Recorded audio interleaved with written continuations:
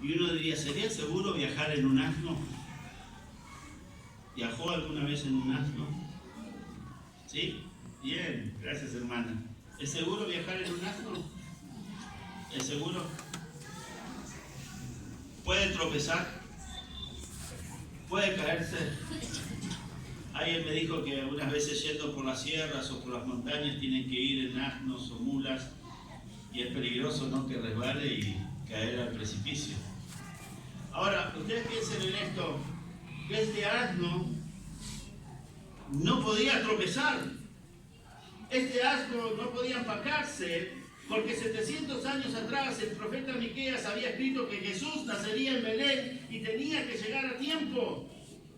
Ese pequeño asno conducido por José llevó a María y a su preciosa carga justo a tiempo para que se produjera el nacimiento en Belén. Obviamente todo esto estaba cuidado por Dios, ¿no es así? Porque Él iba a cumplir su palabra.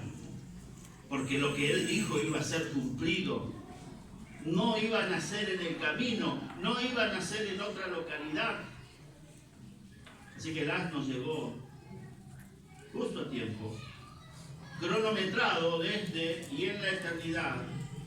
Fue más puntual y preciso que cualquier avión moderno de nuestros días. En el libro de Gálatas, el capítulo 4, el versículo 4, vamos a ver, hermanos.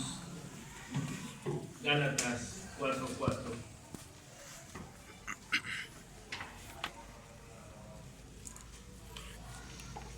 Dice así: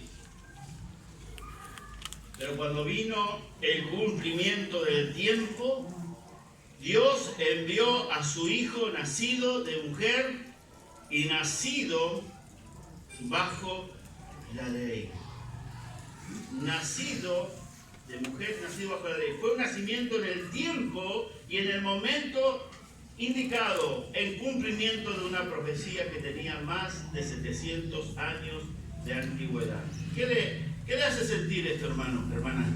¿No le hace sentir gozo, seguridad? ¿Cómo Dios cumple exactamente lo que Él dice? De ti, dice, me saldrá el que será Señor en Israel. De la pequeña y humilde Belén se dijo esa frase, de ti me saldrá, que indica que aquel que vendría en relación a Dios haría la voluntad del Padre y cumpliría su plan para la humanidad. Esta fue la encarnación de Dios hecho hombre, cuando Él se cubrió a sí mismo con su humanidad en Belén. El niño ese que estaba naciendo, hermanos y hermanas, era el Hijo de Dios encarnado. Tomó forma humana, se humilló a sí mismo, siendo Dios el creador, a ser como una creación suya, a ser un humano. Y sus salidas, dice, son desde el principio, desde los días de la eternidad.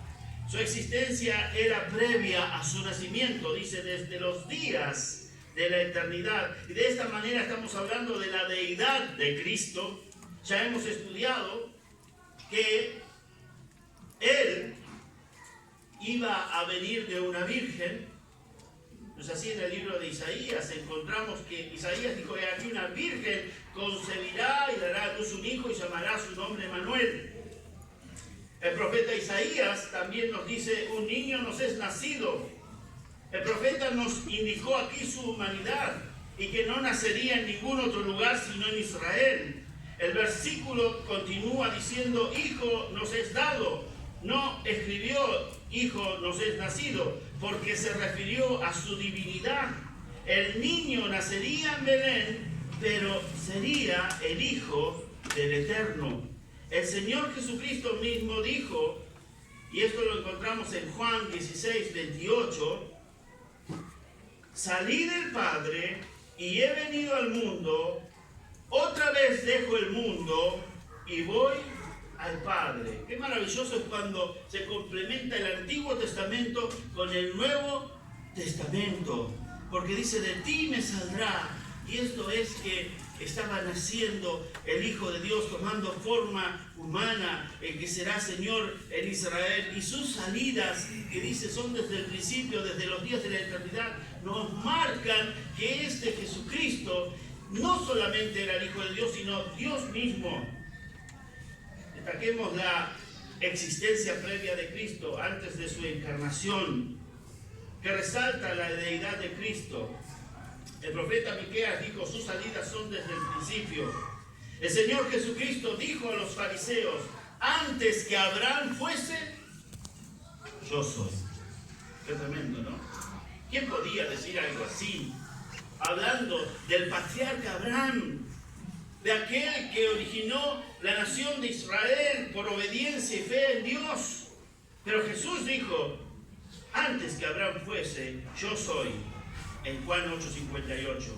Cristo apareció muchas veces en el Antiguo Testamento. Podemos regresar a la creación misma. ¿Cómo dice, pastor? ¿Jesucristo en la creación? Sí, Jesucristo estuvo en la creación. Vamos a ver en el libro de Juan,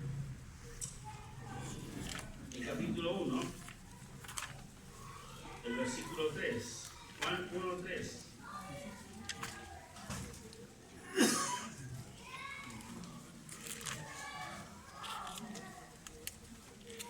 Si leemos el primero y el segundo, que nos hablan de Cristo, en el principio era el verbo y el verbo era con Dios y el verbo era Dios. Este era en el principio con Dios. Bien, está hablando de Cristo. Versículo 3. Todas las cosas por Él fueron hechas. Y sin Él nada de lo que ha sido hecho fue hecho. Pero pastor, ¿cómo puede ser si el Señor Jesús nació hace 2000 años que Él mismo estuviera en la creación? Porque Él es Dios, hermanos. Él es Dios. Por eso ayer cuando hablábamos del matrimonio, que hacían un pacto con Cristo, con el Creador y el Salvador de sus vidas. El Señor Jesucristo entonces existía desde la eternidad, existe desde la eternidad. Cristo apareció muchas veces en el Antiguo Testamento. Él es el creador, dice, porque en Él fueron creadas todas las cosas. Así lo asegura también el apóstol Pablo en el libro de Colosenses, el capítulo 1, el versículo 16. Colosenses 1, 16.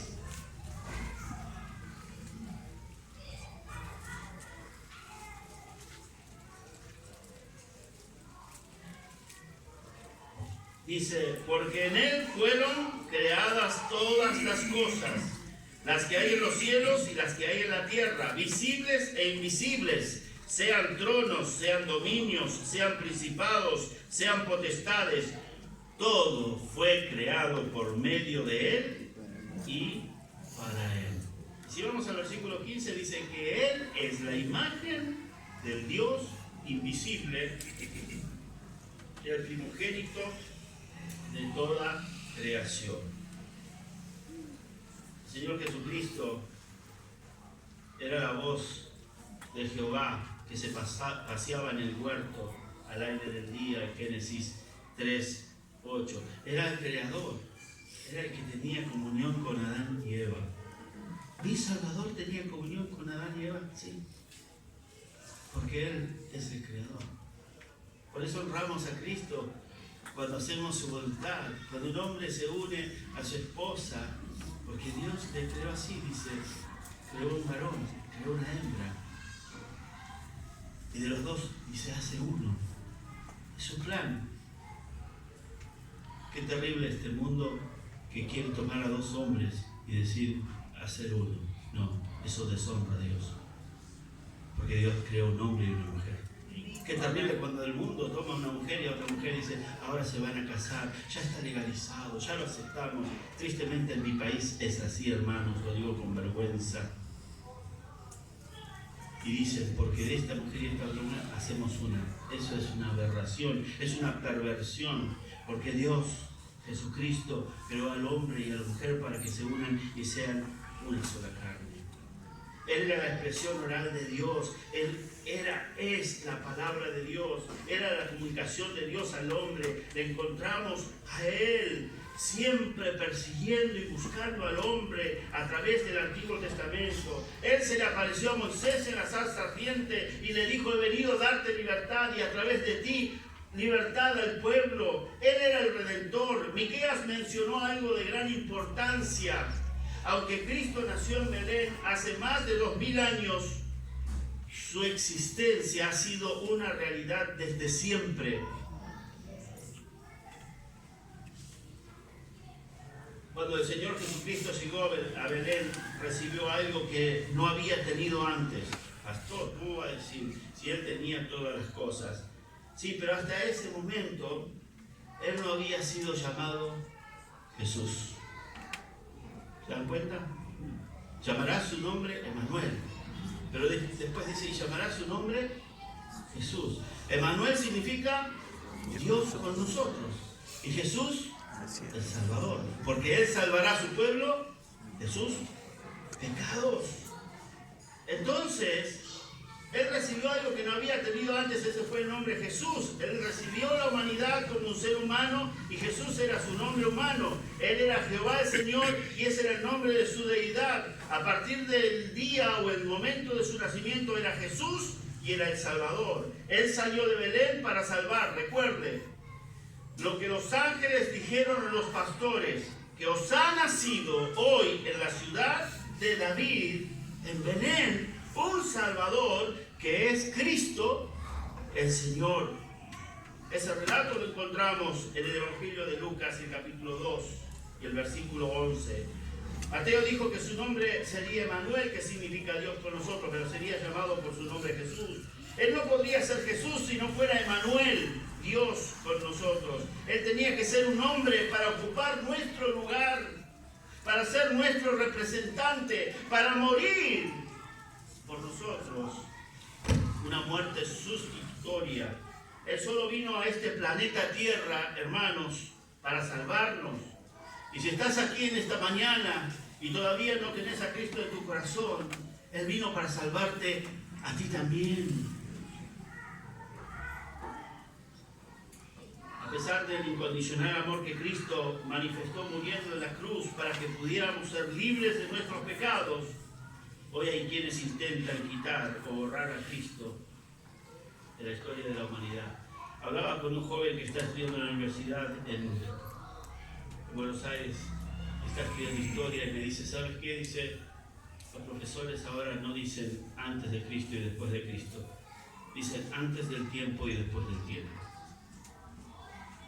Porque no quieren a Cristo en la historia. Cuando el pasado diciembre en Argentina el municipio en la capital, en Buenos Aires, puso un cartel que dice: Jesús es la Navidad, o la Navidad es Jesús.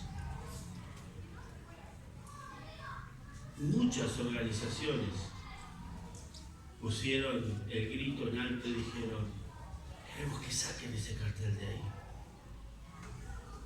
Jesús no es la Navidad. Ignorantes totales. Navidad es Papá Noel. Navidad es el árbol de Navidad. Navidad son los regalos. Las Pascuas son los conejos y los huevos de Pascua y las roscas de Pascua. Nada tiene que ver con Cristo. ¡Qué ignorancia! Quieren borrar a Cristo de la historia de la humanidad. Obviamente es demoníaco, es satánico. Pero nosotros tenemos aquí, hermanos, evidencia.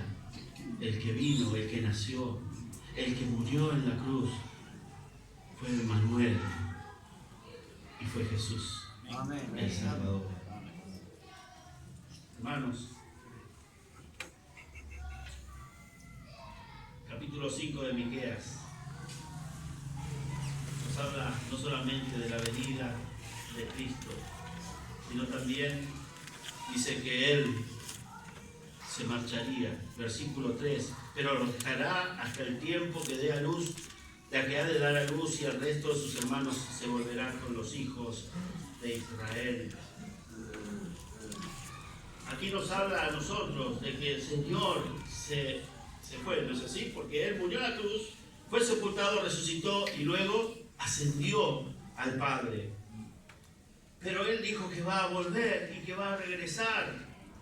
Y entonces esto se va a cumplir cuando Jesucristo, el Rey, venga a reinar sobre la tierra. Entonces, esto nos habla acerca de su primer venida y luego nos habla acerca cuando Él vuelva a este mundo. Cuando Él venga, dice, hablando de su reino aquí en la tierra. En el versículo 4 dice que Él estará y apacentará con poder de Jehová, con grandeza del nombre de Jehová su Dios, y morarán seguros porque ahora será engrandecido hasta los fines de la tierra. Dios aquí es presentado como el pastor que alimenta a su rebaño. Él es el pastor de la iglesia. Él también es el pastor de la nación de Israel. Él es aquel que traerá a esta tierra lo que este mundo necesita. Aquel que nació en Belén, el cual fue rechazado. Él será quien alimentará su rebaño. Realmente no hay nada más maravilloso y que le represente mejor que la figura del pastor. Esto nos habla de su cuidado, su protección, su salvación. Él es el buen pastor que da su vida por sus ovejas en el Salmo 22. Él es el gran pastor que cuida sus ovejas aún en la actualidad, el Salmo 23. Y Él es el príncipe de los pastores que vendrá algún día con poder y gloria en el Salmo 24. Todo su ministerio se presentó bajo la función del pastor. El versículo 5 de este capítulo nos dice que este será nuestra paz cuando el asirio viniera a nuestra tierra y cuando allane nuestros palacios. Entonces levantaremos contra él 7 pastores y 8 hombres principales. Los asirios, expresión que también podemos encontrar en las profecías de Isaías, representan a los enemigos que vendrán contra la nación de Israel en los postreros o últimos días. Cuando los asirios vinieren a nuestra tierra y cuando allanen nuestros palacios, dijo Miqueas, en sus días los asirios fueron los que tomaron el reino del norte y los llevaron a la cautividad. Miqueas termina este versículo diciendo, levantará 7 pastores y 8 hombres principales. Al estudiar la palabra de Dios encontramos un cierto significado para algunos números en las Sagradas Escrituras, especialmente para estos 2 números. Por ejemplo, tenemos en el libro de Proverbios, en el capítulo 6, el versículo 16, que dice, 6 cosas aborrece Jehová y aún 7 abomina su alma. También se utiliza en Eclesiastés, lo que significa es que Dios proveerá adecuadamente, y creemos que ese es el pensamiento que se nos da en este pasaje. Dios cuidará a través de las edades de los suyos, y devastarán la tierra de Asiria espada, y con sus espadas la tierra de Nimrod, y nos librará del asirio cuando viniere contra nuestra tierra y hollare nuestros confines. Miqueas miró hacia el futuro y continuó con las predicciones de los últimos días, cuando los asirios representarán a la confederación de naciones que irán contra Israel al final del periodo de la tribulación. Israel, reforzada y fortalecida por su pastor, no solo rechazará el ataque, sino que también llevará a batalla a territorio enemigo. Es interesante ver cómo Miqueas describe a Jesucristo primero como el que nacería en Belén. Cuando nació en esta tierra, Él vino con humildad. Él se humilló a sí mismo, en Filipenses 2:8. Nosotros no obramos así. A veces otras personas son las que nos humillan, pero Él se humilló a sí mismo. Y hubo un despojarse de parte de Cristo, porque dice que Él se despojó a sí mismo. Ahora, ¿de qué se despojó Él? Algunos dicen, bueno, Él se despojó de su deidad, Él vino como hombre. Pero hermanos, Él siguió siendo Dios. Él siguió siendo Dios, aún estando en la carne. Ese pequeño bebé tan indefenso que reposaba en los brazos de su madre, Él era la palabra viviente. Él era el que había dicho, sea la luz. Imagínense que el bebé hubiera dicho, desaparezca todo. Él era Dios, Él estaba en control. Él es tan Dios como el mismo Dios y Él es tan hombre como el mismo hombre, pero Él se limitó a sí mismo. Y esa autolimitación Cristo Jesús la asumió voluntariamente. Nosotros difícilmente nos limitaríamos a nosotros mismos voluntariamente. Muy al contrario, nos afirmamos, somos agresivos y queremos ganar siempre. Queremos estar en la cumbre. El ser humano es básicamente egoísta y centrado en sí mismo, pero Jesucristo es el pastor. Él no nació en una ciudad real, no nació en un palacio, no nació en una capital, sino en el insignificante Belén y en un establo. Y Él es el pastor. Él vino como pastor para morir por su pueblo. Él vino como pastor para cuidar a sus ovejas. Y Él vendrá otra vez como el pastor, el príncipe de los pastores, pero esta vez lo hará con gran poder y gloria para liberar a su pueblo. El versículo 7, el remanente de Jehová será en medio de muchos pueblos como el rocío del Señor, como las lluvias sobre la hierba, las cuales no esperan a varón ni aguardan a hijos de hombres. El rocío y la lluvia se referían a la bendición que el pueblo de Israel será entre las naciones. Esta descripción no es, podríamos decir que en estos tiempos o en los tiempos antiguos decíamos, no, Israel ni existía. ¿Cómo va a ser de bendición Israel? ¿Sabe que a partir de 1948, cuando las Naciones Unidas le otorgan territorio a Israel, el pueblo de Israel ha estado regresando? Este año se han cumplido 70 años desde la creación del Estado de Israel. Interesante, ¿no es así? 70 años, una generación. A través de estos 70 años, aquel pequeño lugar en Israel, que era un desierto, que era ninguneado, podríamos decir, por los palestinos y otros de alrededor. Usted va a Israel actualmente, es un jardín, es un Edén. Han revolucionado la agricultura. Hoy día Israel es una potencia mundial, militarmente, científicamente. No sé si Perú tendrá premios Nobel. Argentina tiene algunos, los contamos con los dedos de la mano. Israel tiene premios Nobel en cada área de la ciencia, de la medicina. Si hablamos de invenciones, si hablamos de tecnología, Israel está en la vanguardia. Israel hace poco mandó un cohete espacial a la Luna. Algunas veces nosotros no tenemos un avión para viajar de una ciudad a otra. Israel ha florecido. Dios ha predicho lo que sería Israel. Y de eso habla, que Él sería como una bendición a las otras naciones. Dice la palabra de Dios que Israel sería la cabeza de las naciones y no la cola de las naciones. En Deuteronomio capítulo 28, versículo 13.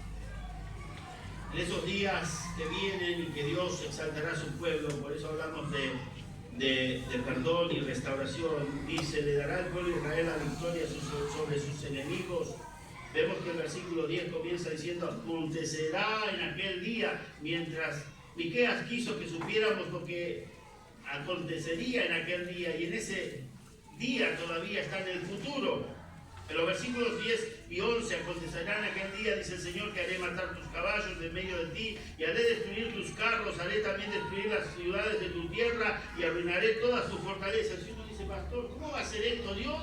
Si está hablando de que lo va a levantar, que va a ser bendición de las naciones, que va a ser realmente cabeza de las naciones. ¿Sabe qué pasa? Cuando alguien le pregunta a un israelita quién es Jesús y ellos ni saben, ni entienden, y están tan confundidos, ¿sabe lo que dicen? A ellos no les importa Jesús. Y hoy día están muy orgullosos de lo que son. Hoy día ellos se sienten muy orgullosos de su nación. Y ellos están confiando también en toda su modernidad, en toda su potencial militar, en toda su economía, en todos sus descubrimientos científicos y tecnológicos. Pero Dios dice que Él va a destruir todas esas cosas. ¿Por qué lo va a hacer? ¿Sabe por qué? Porque ellos están dependiendo de eso. Cuando Dios destruya todas esas cosas, solamente podrá depender de Dios. Solamente podrá ver a su Mesías, quien traerá paz a la tierra. Asimismo destruiré de tu mano las hechicerías y no se hallarán en ti agoreros, y haré destruir tus esculturas y tus imágenes en medio de ti, y nunca más te inclinarás a la obra de tus manos. Dios dijo que sacará toda idolatría y que quitará toda falsa religión. Ellos solo adorarán al único y verdadero Dios. La frase, las naciones que no obedecieron, se refiere a las naciones que persiguen a su pueblo. El Mesías traerá bendición y paz al remanente de Israel y al remanente de otras naciones del mundo que se vuelvan a Dios, pero con ira y con furor haré venganza, dijo Dios por Miqueas, y la ejecutará sobre aquellos que no hayan creído y rechacen a Dios. Definitivamente estamos hablando aquí del periodo de la gran tribulación que vendrá. ¿Saben, hermanos? Discúlpenme, tuve que avanzar rápido por el tiempo, pero vemos aquí entonces un tema que es el siguiente. El ser humano sin Dios está perdido.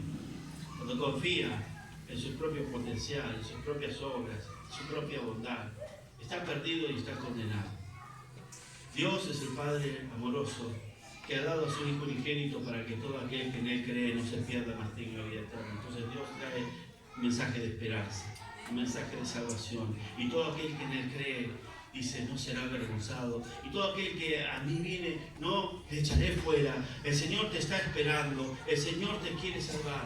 Sin Dios estamos perdidos, pero en Cristo tenemos salvación. Él lo ha demostrado a través de la historia misma de la humanidad, proféticamente cumpliendo al pie de la letra cada profecía que Él nos ha dado. Y así como habla de Israel, y así como habla de la humanidad, y de que aquellos que creen tendrán salvación, y aquellos que no, y que rechacen, y que se opongan a Dios serán condenados, es la misma situación para el ser humano en este día. Si en este día estás luchando contra Dios, si en este día te estás rebelando contra Dios, entonces no hay esperanza para tu vida. Pero si en este día miramos a Dios, miramos su grandeza, miramos su santidad, miramos su amor, miramos su provisión, nos humillamos delante de Él, le pedimos perdón y creemos, era Jesucristo el Mesías, era Jesucristo el que había sido anunciado que iba a nacer en Belén. Ya vino, ya dio su vida por nosotros, ya fue sacrificado, y dice que si confesares con tu boca que Jesús es el Señor y creyeres en tu corazón que Dios le levantó de los muertos, serás salvo. Quizás alguien diga: pastor, ¿por qué dice estas cosas que van a pasar en el futuro? ¿Cómo sabe usted? ¿Cómo no sabe? Mire, la palabra de Dios nos revela. Esto es inequívoco. Esto es inequívoco. Esto es la realidad. Hay salvación en Cristo. Quizás en esta mañana estás aquí y digas: yo ya fui salvo, pastor, pero estoy un poco frío, estoy alejado del Señor, he pecado. ¿Me podrá perdonar Dios? ¿Me podrá restaurar? Sí. Dios te puede perdonar y Dios te puede restaurar. Vamos a inclinar nuestras cabezas y vamos a terminar con una palabra de oración.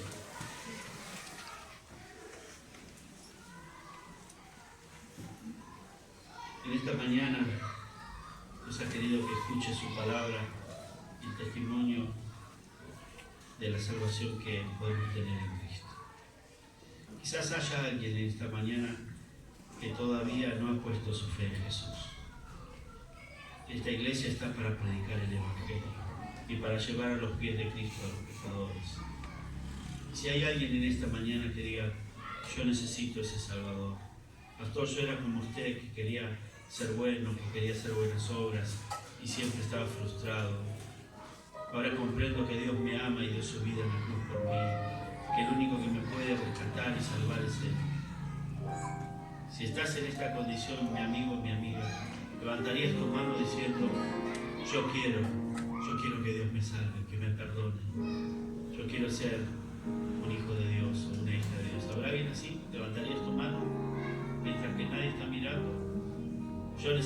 salvación. Me doy cuenta que Dios la proveyó en Jesucristo. Alguien así.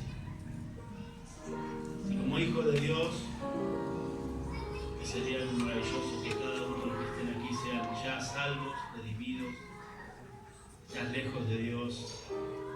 Quiero decirte, querido hermano y mi querida hermana, que Dios te está esperando con los brazos abiertos. Te quiere dar victoria sobre esa resistencia a confesar tu pecado, a pedir perdón, a volver a los brazos de tu Padre. Habrá alguien que diga, pastor, me acompañaría en oración a una decisión que estoy tomando. ¿Habrá alguien así? Con su mano en alto, mientras que nadie esté mirando. Dios te bendiga. ¿Habrá alguien más? Dios le bendiga. Amén, hermana. Amén. Amén. Dios te bendiga. ¿Alguien más? Dios habló mi corazón. Dios te bendiga. ¿Alguien más? Dios le bendiga. Dios habla. Dios te bendiga. ¿Alguien más? Puedes bajar tu mano. ¿Alguien más? Yo me doy cuenta del amor de Dios. No quiero esperar más. Quiero volver a su comunión. Quiero sentir sus brazos. Mi Padre amoroso, abrazándome, recibiéndome de nuevo. Alguien más. Dios te bendiga. Alguien más con su mano en alto. Amén. Dios te bendiga. Alguien más. Varias manos han sido levantadas. Oremos juntos al Señor, hermanos. Oremos juntos al Señor y pidámosle este día su perdón, su restauración. Pidámosle victoria en nuestras vidas. Pidámosle, hermanos, que nos ayude a compartir el mensaje de Cristo al perdido, al ignorante, aquel que está con miedo y terror de la muerte. Usted puede ser, vos podés ser una hermana Catalina hablándole de Cristo a los perdidos. Padre, gracias te damos. Gracias por tu palabra. Gracias, Señor, por la obra que el Espíritu Santo hace en nuestras vidas, a pesar de nosotros, a pesar de nuestras limitaciones, a pesar, Señor, quizás del apuro, quizás de las palabras que algunos no entendieron, pero, Señor, tu Espíritu Santo nos habla y nos lleva a tomar decisiones preciosas. Gracias por cada uno que levantó su mano y que en este momento está orando en su corazón, Señor, confesando su pecado, pidiendo perdón, reconociendo que tú eres creador, Señor, del universo y de cada uno de nosotros, que nos buscas, que nos llamas cada día, que quieres salvarnos, que quieres perdonarnos, que quieres darnos nueva vida. Señor, obra en los corazones de los hermanos y hermanas y en esta iglesia. Gracias te doy por ello. Bendice tú, Señor, lo que sigue en la reunión, en el nombre de Cristo Jesús.